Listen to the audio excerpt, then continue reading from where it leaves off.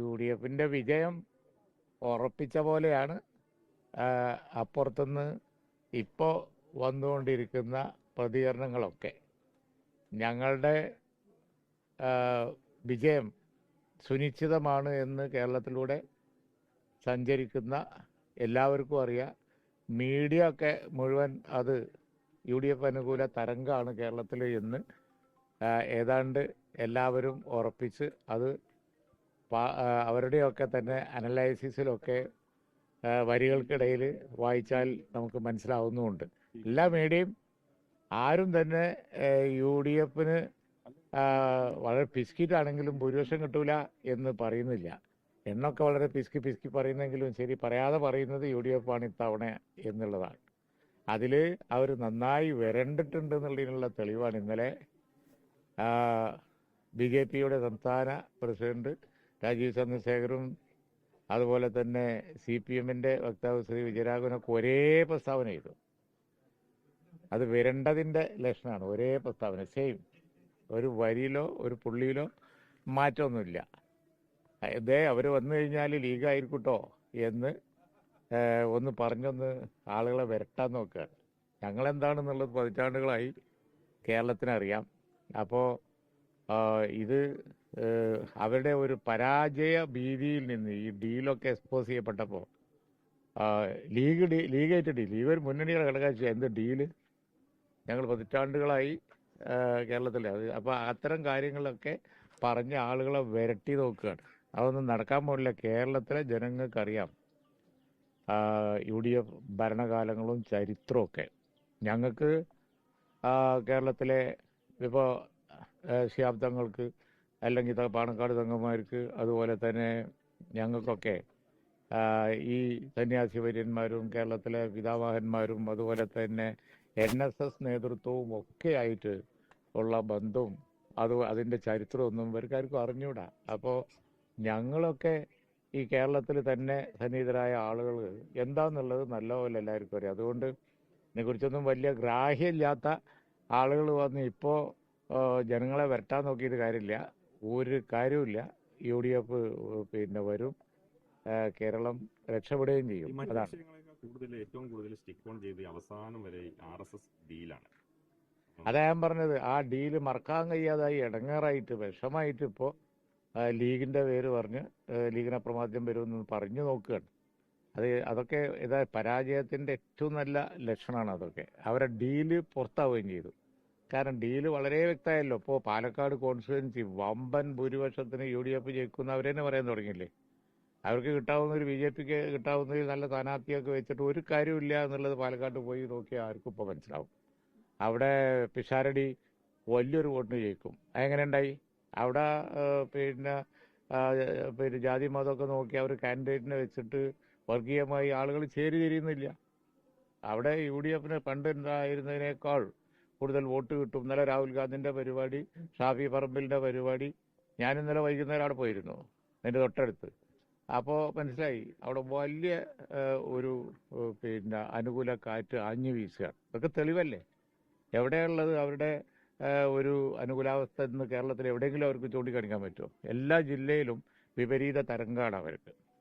League കോൺഗ്രസും ഒരു മുന്നണിയായിട്ട് പോലും ലീഗ് കോൺഗ്രസിനെ നിയന്ത്രിക്കാൻ ശ്രമിക്കുന്നു എന്നത്, അല്ലെങ്കിൽ ലീഗ് അധികം മന്ത്രിസ്ഥാനം ആവശ്യപ്പെടും, അത്തരം കാര്യങ്ങൾ പറഞ്ഞുകൊണ്ടാണ് ഈ ഡീലാരോപണം വലിയ തോതിൽ ഇടതുപക്ഷമാണെങ്കിൽ BJP. അതാ ഞാൻ പറയുന്നത്. അതാ ഞാൻ പറഞ്ഞത്. അവരുടെ ഈ പേടിച്ചിട്ട്, അല്ലാണ്ട് എന്താ പേടിച്ചിട്ട്? ഉമ്മൻചാണ്ടി, മാണി സാറും ഞാനും അതുപോലെ തന്നെ പിന്നെ രമേശ് ചെന്നിത്തലയും ശ്രീ K കരുണാകരൻ ഞങ്ങളൊക്കെ കൂടെ കേരളത്തിൽ ഒരുമിച്ച് പിന്നെ വലിയ അന്തസ്സായിട്ട് യാതൊരു ഇല്ലാതെ പോയതല്ലേ. അത് ഇവർക്കറിയില്ല. പേടിച്ചു പോയതാണ്. വരണ്ടപ്പോ ഓരോന്ന് പറയാൻ, അല്ലെങ്കിൽ ഒരേ പ്രസ്താവന ഇലക്ഷന്റെ തലേന്ന് രാജീവ് ചന്ദ്രശേഖറും ചെയ്യുന്നു, പിന്നെ BJPയും ചെയ്യുന്നു. അതെ, അതന്നെ പറഞ്ഞത്. അത് പോസിറ്റീവായിട്ടാണ് കേരളം കണ്ടിട്ടുള്ളത്. ആ റിലേഷൻ, കേരളത്തിന്റെ കമ്മ്യൂണൽ ഹാർമണി ഉയർത്തിപ്പിടിച്ചു ശാബ്ദങ്ങളും ഒക്കെ ആയിട്ടുള്ള ആ ഒരു കാലഘട്ടം എന്ന് പറയുന്നത് ബാബർ യാസിന്റെ ഘട്ടത്തിൽ പോലും അന്ന് ഇവർ മൈനോറിറ്റി പാർട്ടിയിൽ പുതുതായി വന്ന പിന്നെ കമ്മ്യൂണൽ പാർട്ടി ഘടകങ്ങളെ, കമ്മ്യൂണൽ വോയിസസ് ഞാൻ പറഞ്ഞു തരണ്ടല്ലോ, ഒറ്റപ്പാലത്തൊക്കെ ചുമലിലേറ്റി കൊണ്ട് നടക്കുകയായിരുന്നു. മുസ്ലിം തീവ്രവാദ സംഘടനകളെ ചുമലിലേറ്റി ഇവർ നടന്നപ്പോൾ അതിനെ എതിർത്ത് തോൽപ്പിച്ചത് ശിഹാബ് തങ്ങളാണ്. അത് ആളുകളെ അവർ വീണ്ടും റിമൈൻഡ് ചെയ്ത് നന്നായി. കേരളം മതേതരമായി നിൽക്കുന്നതിന് കാരണം അന്നത്തെ ആ ബന്ധാണ്. അതിനെ അന്ന് ഇവരെ പണി എന്തായിരുന്നു? മൈനോറിറ്റി കമ്മ്യൂണലിസം പറഞ്ഞ ടൈനി ഗ്രൂപ്പുകൾ, ലീഗിന് പകരം എന്ന് പറഞ്ഞുണ്ടായ പുതിയ വർഗീയ പാർട്ടികളെ സ്റ്റേജ് കെട്ടി കൊടുത്ത് ചുമലിലേറ്റ് നടക്കുകയായിരുന്നു അവർ. ആര് കണ്ടതല്ലേ? പൊന്നായിലൊക്കെ വന്ന് സ്റ്റേജ് കെട്ടി ഒരേ സ്റ്റേജിൽ പ്രത്യക്ഷപ്പെട്ടുകൊണ്ടിരുന്നത് നമ്മൾ കണ്ടതല്ലേ. എന്നിട്ട് അത് മൈൻഡ് ചെയ്യാത്ത കേരളമാണ്. അതുകൊണ്ട് ഒരു കമ്മ്യൂണലിസം ഇവിടെ പിന്നെ നടക്കാൻ പോകണില്ല.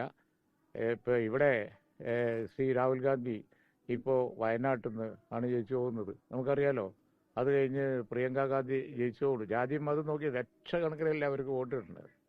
ഇത് കേരളമാണ്, അത് മറക്കണ്ട. ശബരിമല സ്ത്രീ പ്രവേശനവുമായി ബന്ധപ്പെട്ട് ഇന്ന് കോടതി പരിഗണിക്കുകയാണ്, വിചാരണയിലേക്ക് കിടക്കാൻ.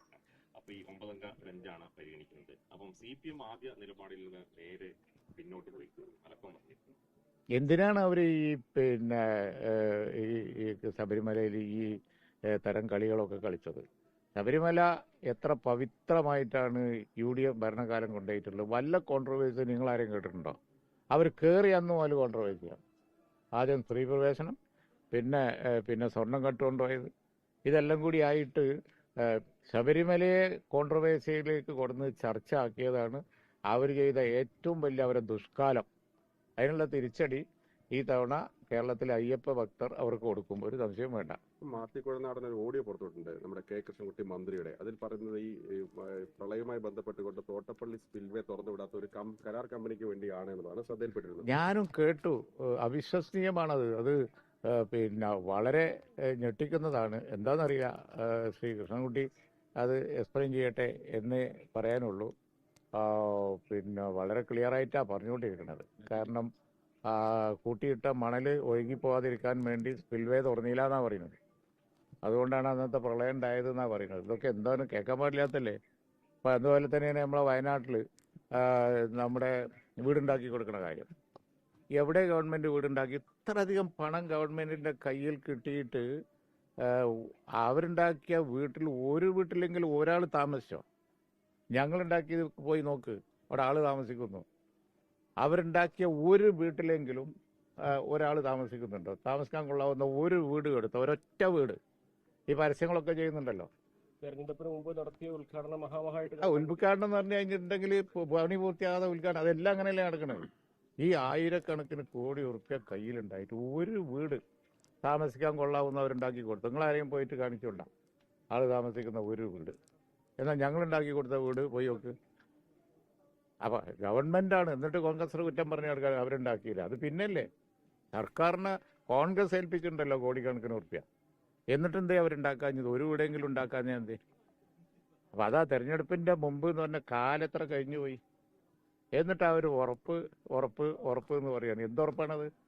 പരസ്യം നന്നായി ചെയ്തുകൊണ്ടൊന്നും ഇവിടെ ജനങ്ങളുടെ ഏശാൻ പോകുന്നില്ല. അതാണ് ഈ കാറ്റ് ആഞ്ഞ് എതിരായി വീശുന്നത്. അതുകൊണ്ട് ലീഗ് ഡീലൊന്നും പറഞ്ഞിട്ട് കാര്യമില്ല.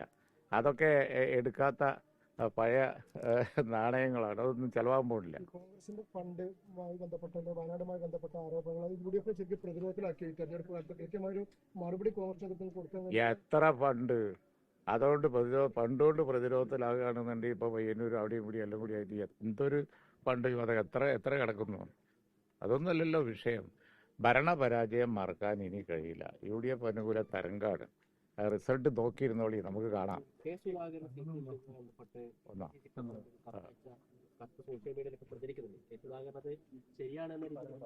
അല്ല, അതെ എന്നോട് ചോദിച്ചിട്ട് കാര്യമില്ലാത്തൊക്കെ ചോദിച്ചിട്ട് എൻ്റെ സമയം കളയണ്ട നിങ്ങളെ. ഓക്കെ ഒരു കാര്യമില്ല. വേങ്ങരയിൽ പാട്ട് കച്ചേരി നടത്തിയത് കൊണ്ടൊന്നും ഒരു കാര്യം ഉണ്ടാകാൻ പോകില്ല. വേങ്ങരയിൽ KM ഷാജിയുടെ ഭൂരിപക്ഷം നിങ്ങൾ കാത്തിരുന്നാൽ മതി.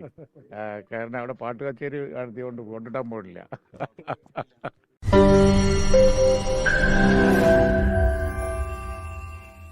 ലോകത്തെവിടെയായാലും ഏത് സമയത്തും 24 വാർത്തകളും ഓഗ്മെന്റഡ് റിയാലിറ്റി പാക്കേജുകളും എക്സ്പ്ലെയിനറുകളും വിശദമായി കാണാൻ ഞങ്ങളുടെ YouTube ചാനൽ നിങ്ങൾക്ക് സബ്സ്ക്രൈബ് ചെയ്യാം.